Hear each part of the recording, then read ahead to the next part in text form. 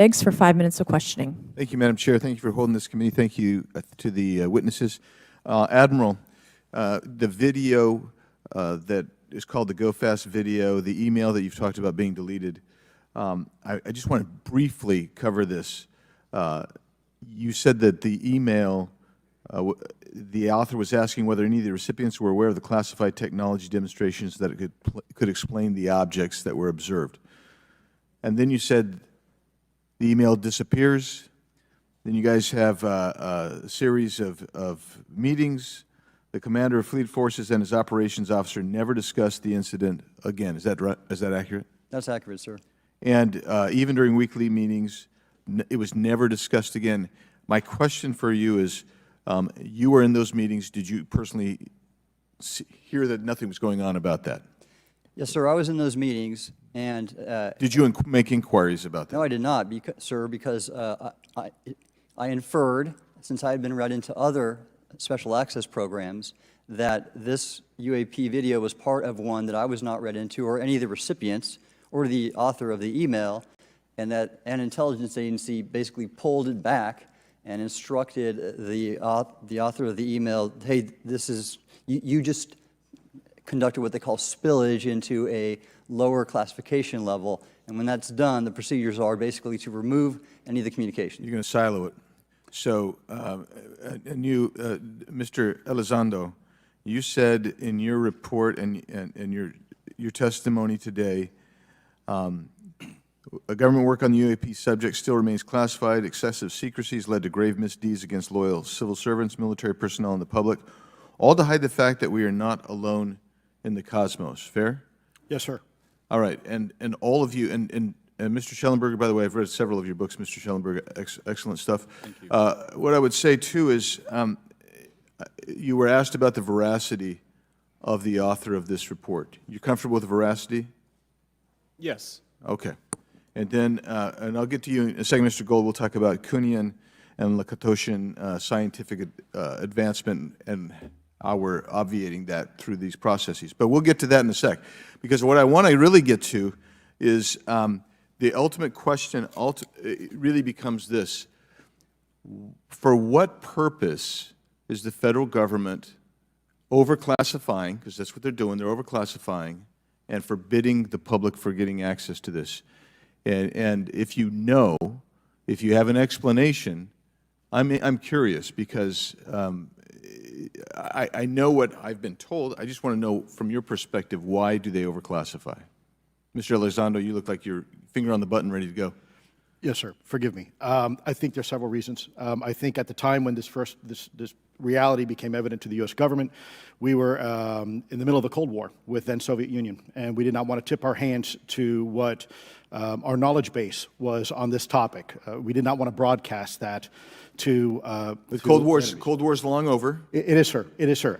There's also then the philosophical argument that the Department of Defense and the intelligence community is solution-oriented. And when you don't have answers, it's a really tough spot to be in. It's easier to be quiet and suppressed than if you don't have the answer. Indeed, sir. In fact, there's a very real example when we built the U-2 spy plane and flew it over then Russia, and we're taking reconnaissance. And when we first started flying the aircraft, it flew so high and so fast we thought they weren't tracking us. In reality, they were tracking every flight.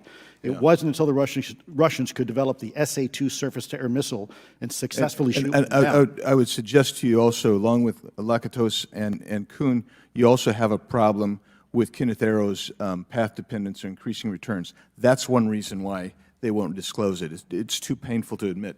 But I just want to read a couple things from Mr. Schellenberger's what he gave to us today, because I think this is interesting stuff, and I just want to convey this to you. On USG networks, there exists infrared footage of and imagery of a grouping of vessels engaged in SIGINT and mass collection at night in a specific area of the Pacific Ocean. This footage, which was in close proximity to the vessels, a large equilateral triangle UAP suddenly appears directly over the ships. These three bright points are seen at each bottom corner of the UAP, which is observed to slowly rotate on its horizontal axis. And he goes on to describe that. And I just want to read one more, and I'm doing this because I think it's interesting. This stuff is interesting as anything. So let's get this one here, right here. While performing a routine airspace surveillance and control mission in the Eastern Air Defense Sector, an F-22 fighter observed multiple UAP contacts at mission altitude.